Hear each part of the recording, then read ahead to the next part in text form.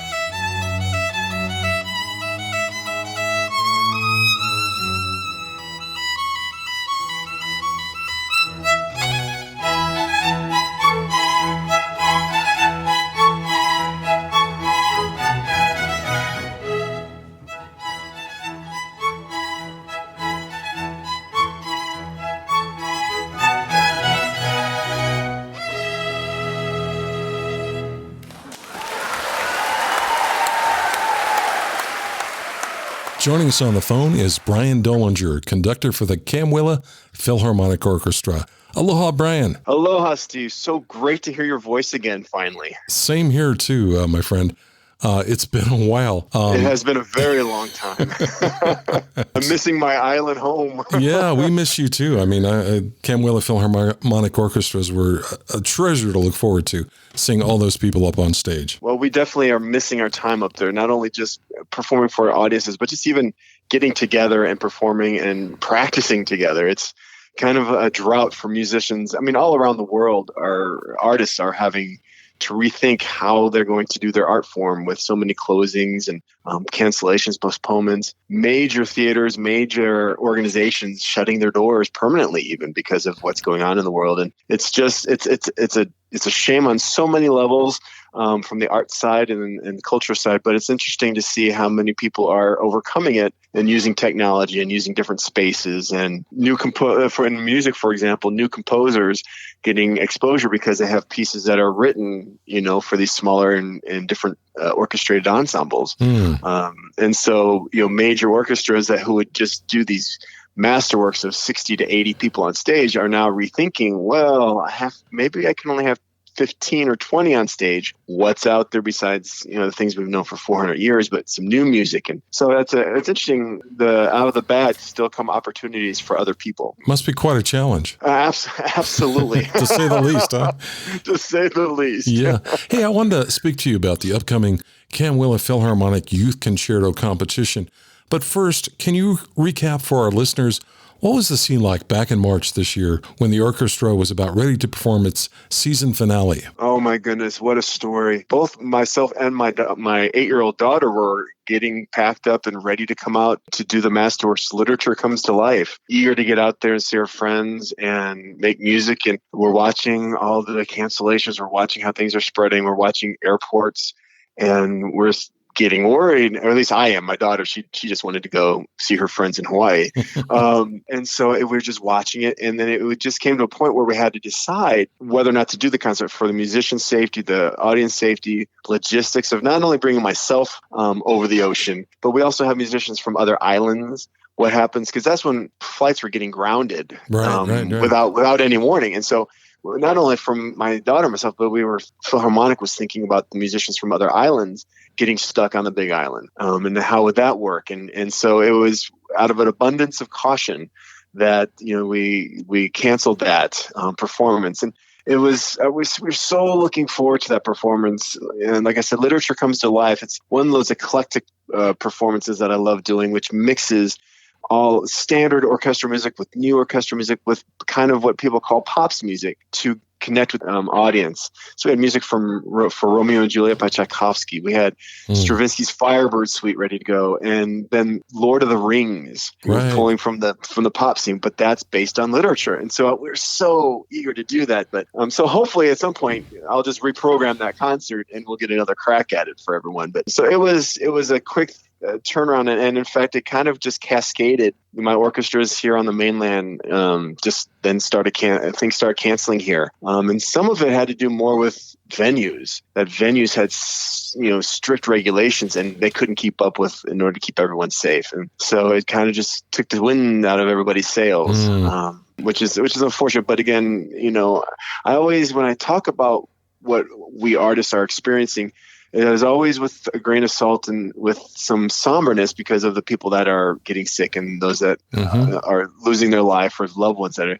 So in the scheme of life, it's not up at the top. But, since we're talking about the arts, I want everyone to realize that my heart goes out to anyone affected by it. But, we're just talking about the arts now. So Yeah, right. Hey, have you been in touch with any of the orchestra members here? If so, how are they holding up? Oh, I have been through emails, through phone calls. Also, I've had a few of the Zoom conference calls, video conference calls, which has been great to see everyone. And what's interesting is the outlook. Everybody is very chipper, I guess you could say. A very great outlook on things. Still, some have, just like everywhere else, some have a very cautious viewpoint of the virus and how we're to get back to perform. And some others are on the other spectrum saying, let's play. We just want to play. Let's do it safely, but let's just get going playing. Yeah. But everyone is, staying busy in their own way. I found, some of them have these hobbies or things that I never knew that they did. Some have secondary, I wouldn't say necessarily professions, but the interests that have become like a business for them within the pandemic, which has been fantastic. Yeah, so getting to see them and talk to them is really great. Monthly, I at least get to see my ohana from the board. In fact, we have a board meeting coming up, and we've been doing all those via Zoom. And so getting to stay in touch with everybody that way as well. Nice. As we continue planning and moving forward with things that the Philharmonic can do on the Big Island. In fact, just as a side note, I had on a couple of the orchestra members for, like you said, side projects they do. I had Joni Collins on, plays, here and there with a Celtic rock band called the Kona Rogues, and Elizabeth Sakona Robinson plays with Gary Washburn and she's got a new album coming out. So they've been guest on the show. So that's wonderful. Yeah, Elizabeth is wonderful young talent. And amazing. What's great is she actually came up, as we say, through the ranks. She grew up on the Big Island, and she was actually one of our early young artist competition winners. And then so for her to go away and then come back, and now she's playing in the orchestra and she's doing so well with all these other musical ventures. It's really great to see. Okay, speaking of the Kahilu Theater, it's starting a new streaming service this week called Kahilu TV. And I just was wondering if you had any thoughts about, someday doing a limited member show without an audience here? Well, that's the eternal discussions, not only through our board, but also with the Kahilu. As again, it's their venue and keeping track of all the protocols they have to do in order to have anybody in there. And then, we could be ready to go, and then the restrictions are changed again for the governor or the mayor. So it's like a yo-yo. But we are looking forward to it. We are planning ahead. We are, in fact, been in touch with them about their new technology and utilizing that for the Philharmonic, not only for our normal Masterworks when we can all get back together, but also getting new content recorded by our musicians in smaller ensembles, whether it's quartets or percussion ensembles or brass ensembles or whatever we can do. And even to the point where I was talking with Sharon Cannon, our education committee chair, about even making some small education videos that we can then give out to all the schools on the island, so that they can continue that music education, because we have a thriving music education program where musicians go out into the schools and do these presentations for those kids. There's also some lessons, and then when I'm on island, I go and work with all these different organizations. Right, yeah. And whether they're choirs, wind ensembles, orchestras, I've worked with them. I've even talked to music appreciation classes about conducting, about music. Right now we're halted. And so we're like, well, we still need to be reaching to those kids that, it's really, they really thrive on it. So all these ideas, and now that, because one of the things we need is the technology. And now knowing Kahilu is getting all set up with this technology is really exciting for us. Yeah. Yes, so now it's like some of these ideas are like, this might start happening really soon. Well, that seems like the perfect segue to ask you about this year's virtual version of the Youth Concerto Competition. How can contestants enter the competition, and when is the deadline? Well, so normally we do them live competitions in September, and kids come from all across the islands and fly in or drive across the Big Island to audition. And this year, again, out of abundance of caution, we've moved them to virtual, which means we're going to be having them send an unedited video recording of themselves, basically to me, and then I am going to have a panel of 3 judges watch the recordings, and again, just like normal, make their recommendations on the winners. And so normally their concert would be in January, but again, I keep using this abundance of caution statement. Right. We've moved the concert to April, just in case we can't get everybody together in January. The hope would be that by April, things are kind of settled down. We've got a handle on a lot of this, that we can then proceed with that concert. So we're planning that. Now, how they can apply and send their information, all that information is on our wonderful website, the Commonwealth Philharmonic. And so they just go on there. There's all the rules and regulations are there, the PDFs, application forms, how they're going to be submitting their videos. So it's really a great place for teachers and the students to go find all that information out. And I'll put a link in the show description for this podcast, so folks can just click on it and go there, get the info, send a video. And I guess it's just pretty much you'll accept like a mobile phone video. Is that? And it's really, I want it whatever the student can do, because everybody has different things available to them. Some may have high-end equipment. Some just have a cell phone video. And what I'm also hoping is going this route, that maybe students that maybe couldn't afford to fly over to the Big Island to audition might have an opportunity now that all they have to do is just make a video and send it in. And so kids that might not have been able to before might be able to participate this year, which would be fantastic if that happens. You certainly had some amazing players back in January, which seems like 3 years ago now, but it does. I just remember taking some photos from the audience there, and there was this young man. I think he was one of the winners there that played the violin. I think it was. Yes. Oh my gosh. Well, and what I'm loving is now that I'm been with this organization now going 5 years, I've seen a number of these kids in previous competitions, and to see them maturing not only as a person but musically and their technique is really exciting for me as a conductor, as a teacher, and then also as a father watching children, because I watch the same process with my own children. And so I get really excited inside when I see them year to year getting better and just excelling in what they're doing. It's really fantastic. That's great. That must be so rewarding for you. Absolutely. Well, Brian, is there anything else you'd like to add before we go? I want everyone on the Big Island to know, how much the arts mean to the members of Oklahoma Philharmonic, how much we miss performing for them, and that we're really eager to get back at it. I have musicians emailing me and calling me saying, when can we get together? And so just know that we're working hard to bring live music with the Philharmonic back to life on the Big Island, and to get back to exposing our young students at all ages back to classical music and the instruments. Above all, we want everyone to be safe with their ohanas, and really, have a wonderful holiday season coming up. And just, we look forward to coming back on the stage for everyone. I can't wait. Me neither. Thanks for your time today, Brian. And I hope we can see each other real soon one day. I do hope so, Steve. Maybe we'll have to start doing these video-wise. Yeah. Sounds like fun. Aloha, Brian. Yes, it does. Aloha. Thank you.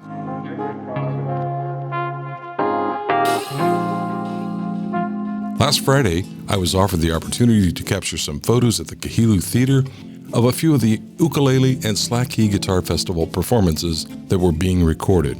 I also spoke with several musicians like Brother Nolan, and I asked him if he's been working on any new material during the pandemic. Due to COVID, we've had to be isolated a lot. So, when artists are isolated, they got a lot of time to create. And so I've been creating a lot of stuff. I love to be in isolation and just let my mind just go out there in tangents. And I figure I wrote about 30 of them already. I just sent 7 to my producer on Oahu. Yeah, and so in December, I'm going to fly in to record them. And then I just got together with Blaina Singh yesterday, and we put together about 4 or 5 instrumentals. Also, he shared with me a couple of the songs that he wrote, and then we wrote one yesterday together. So I'm really enjoying the idea of collaborating. Yeah, I think that's really important when artists get a chance to interact with each other, and they're not so concerned about how each person's writing style is, but more concerned about seeing if we can get from point A to point B in music. Yeah, my producer in Hawaii on Oahu is Ben Habu. Yeah, what a great producer he is too. And so we put together a company, a collaboration together too of songwriters. Yeah, and we just writing songs together and see what we can do with them. Taking them beyond the reef. I then asked Brother Nolan about the instrumental part he added to a pre-recorded melody that Sonny Lim had done earlier.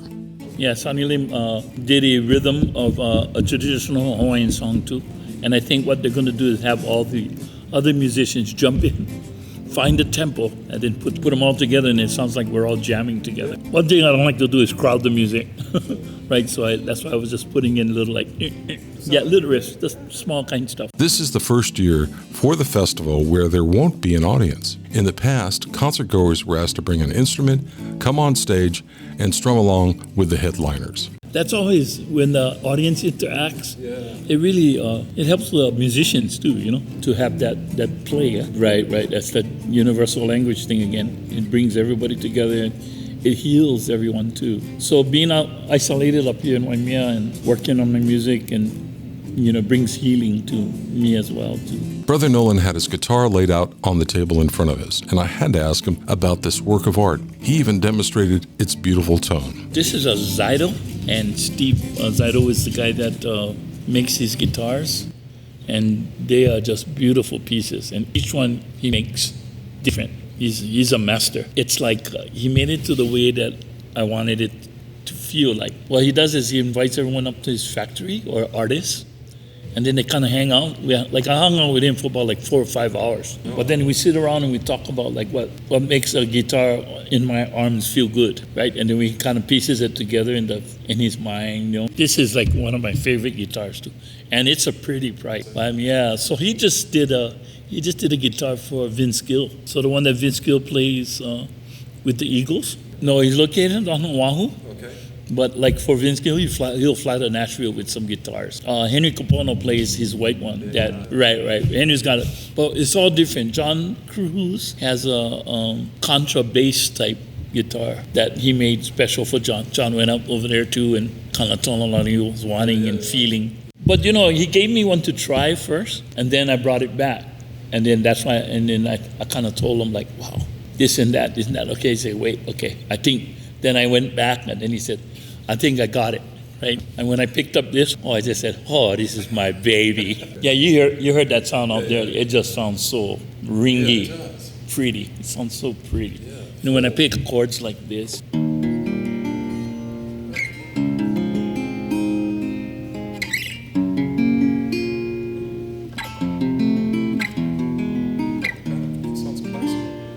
Yeah, when you play it like in a Kahilo theater, and it just goes.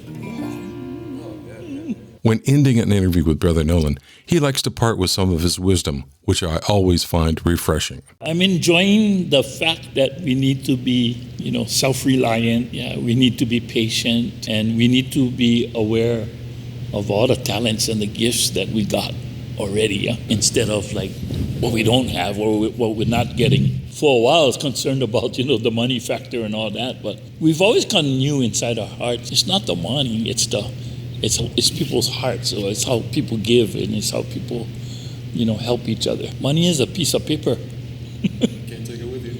Right. All this, man, all this, that's why. And, to be in Waimea too, it's just like, there's so much land and air to breathe, Yeah, I was at Hapuna Beach the other day. I mean, there is tourists, but very minimal, I saw my friend down there too, was born and raised over here. And he was like just laughing, going, welcome to my beach.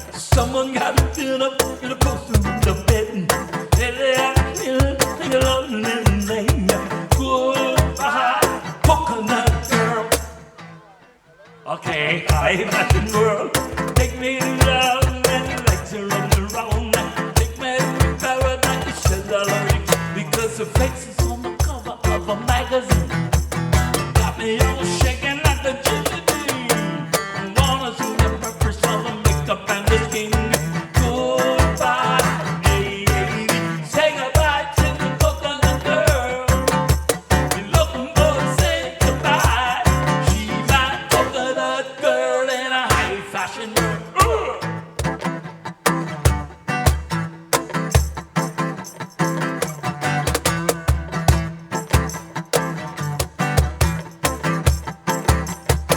All right, we're going home now. All right, let's make this one good. I said goodbye, coconut girl. Tell me, hey, fashion world, woman down. Goodbye, coconut girl. Tell me, hey, fashion world. Say goodbye to your coconut girl. And look, I'm gonna say goodbye. She's a coconut girl in a high fashion world.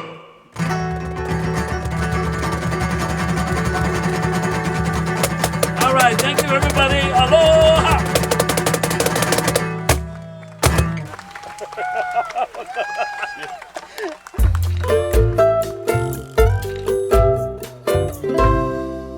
You're listening to The Big Island Beat.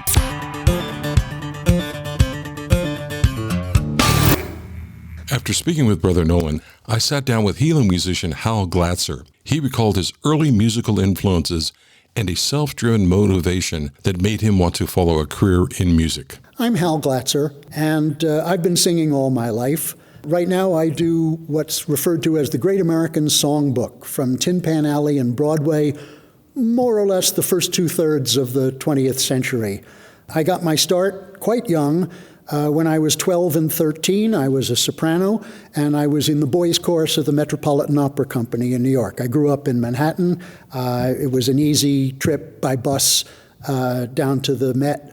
I've been singing, as I say, all my life. I started in folk music in the 60s, and I moved from straight-ahead folk music to bluegrass, and I spent many years as a bluegrass musician. I had a band when I was living here on the Big Island. I had a bluegrass band. When I was living in Honolulu in the late 70s, I had a bluegrass band called the Mid-Pacific Bluegrass Band. We billed ourselves as the best bluegrass music for 3,000 miles.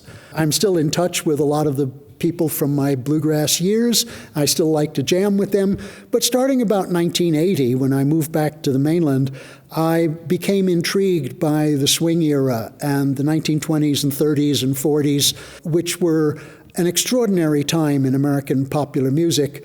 The fact is, I knew a lot of this material. My mother sang and played piano, and I heard a lot of these songs when I was a kid. So when I started learning the chords that would back these songs up, I realized I was halfway along. A lot of my friends had to learn the songs from scratch. Me, all I needed really was the chords and the motivation. So pretty much the last 40 years, that's what I've been playing.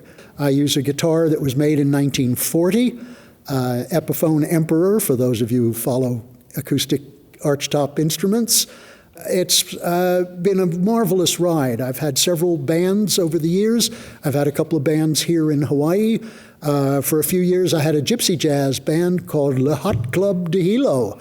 And then most recently, I've had a band playing the Great American Songbook called the Tin Pan Alley Cats.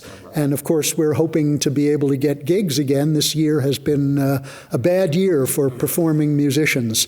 We all hope that 2021, things may start to come back to normal. I always sang. My mother played and sang all of my life. I heard people standing around singing while she played.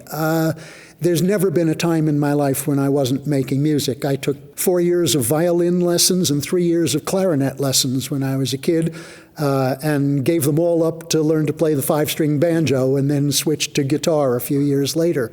I was a Scruggs picker, for what it's worth. I was motivated by myself. I always had a voice. I never lost my voice. Didn't change the way teenage boys' voices are supposed to change. Go, I had been singing. I had been singing and been paid to play. Paid to sing. The Met paid, for what it's worth, in 1959 and 1960, the Met paid $3 a show and $3 a dress rehearsal. And that was real money for a kid in those days. And I could keep it. I asked Hal to tell me about his Big Island band, the Tin Pan Alley Cats. Tin Pan Alley Cats, there are 5 of us. Leslie Harlib, extraordinary pianist in Kona, whom I've known for many years when we were both living in the Bay Area. I'm on guitar, and Leslie and I share the vocals. J.P. Thoma, Jean-Pierre Thoma, is the sax and clarinet player, and Mark Caudill is a violin player. He's a bit younger than we are, but he's fascinated by this music, classically trained, but very keen on the swing style of violin playing. And then we usually add a drummer, but we don't have one steady drummer. The drummers, it turns out, get work, where the other musicians in bands generally have to hustle a lot harder, but drummers are always in demand. So we've had 3 or 4 different drummers for our gigs, but we've played all around the island. We played extensively in Hilo, dances for the Hilo Hepcats, the local jitterbugs. We played at the Blue Dragon, and we were going to play in Kona, but then along came this virus, and we're stuck. Hal said moving to the Big Island was a life-changing experience for him, and he described it in great detail. Oh, I saw Kilauea erupt at the summit in November 1967. There was no such experience. I had crossed the Atlantic.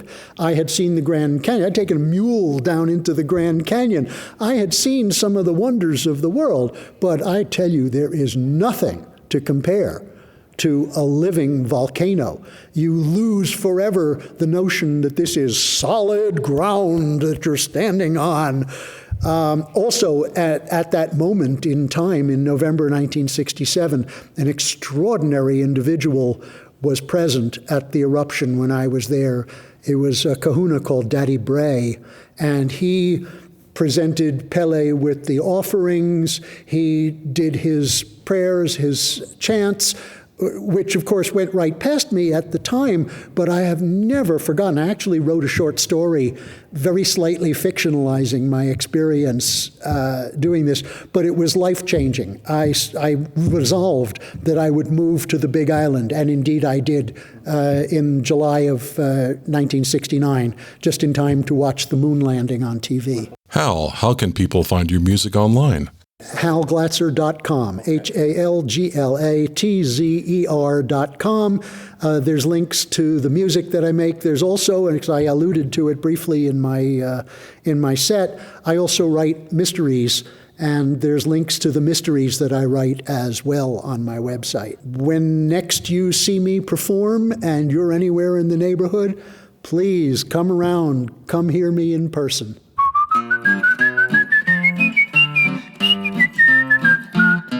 Oh, I'm an Akamai on the island of Hawaii and a lover of the Orchid Isle. But the floral propaganda for the little purple Vanda is not what makes me smile. Oh, I could play guitar and croon about the orchids out in Puna, but the flowers that I love the most are the elegant wahinis, local girls and malahinis who are blooming on the Hamakua coast. There's Hermione and Hilo and Pauline and Pauilo and Moana on the road to Mauna Kea. I like to kiss Melissa slowly by the stream at Koli Koli, but I'm dreaming about it at Inonomea. Susie chatters like a mina out in Waiakea, but I miss her when I'm up in Mountain View. And when I'm riding with the cattle through the Huma-Ula saddle, all I think about is Kathy and Ka'u. I drive from Pu'uwa'awa'a to Helene in Honoka'a. She's a sassy gal and kinda roly-poly, but Teresa keeps me rhyming when we're parked and making time in Keokaha on Kalaniana Ole. Oh, I like to holo-holo with Virginia Tiki Holo, with Alice all the way to Honomu. But I'm a one-gal fella with Marie and Kamuela and Belinda on the beach at Punaloo. When I leave Pat and Pauka'a, I'm with Willow down in Wawa. Then it's off to Captain Cook to visit Miley. I see Pamela in Puako and Natalie in Napopo and Katerina in Kukui Haile. I visit twins Marie and Mona in Makai and Maukakona. I nuzzle with Nadine in Naalehu. Also an actress I know around a pool in Waikoloa, and she's famous, but I promise not to say who.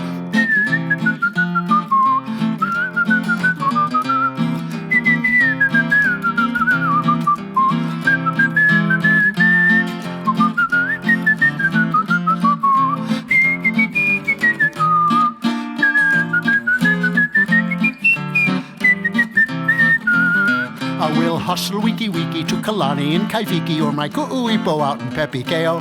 Hannah's waiting in Pahoa, but I hike up Mauna Loa with Malia to Mokua Wayo. I wish I had $1 for each lady in Kohala, Niuli'i, Kapa'au, and Hawaii. For my gal in Amaulu, I would give up Honolulu and forget I ever went to Waikiki. So I hope I gave you some idea with my onomatopoeia why Hawaii is my favorite isle. You can tell the girls of Maui, Molokai, and Kauai I won't be seeing them for a while. For when the sky is pouring rain over Keao and Volcano, then I hail on the extra mile. You know I love to hear my lovely Pana Eva Pollyanna when she sings Haina Ia Mai Ana Kapuana. I'm an Akamai Kani on the island of Hawaii, a lover of the Orchid Isle. Hey, Big Island music fans. Would you like to be part of the podcast? If you go to our website, bigislandmusic.net, you can record a comment about the show or tell us about a musician you'd like to see interviewed. Just click on the microphone icon and start recording. Don't forget to tell us where you're located. Your comments might be included in a future podcast. So head over to bigislandmusic.net. We'd love to hear from you. You've been listening to the Big Island Beat Podcast. For more info, go to bigislandmusic.net and follow us on Facebook. Be sure to join us next week for another fun episode. Aloha.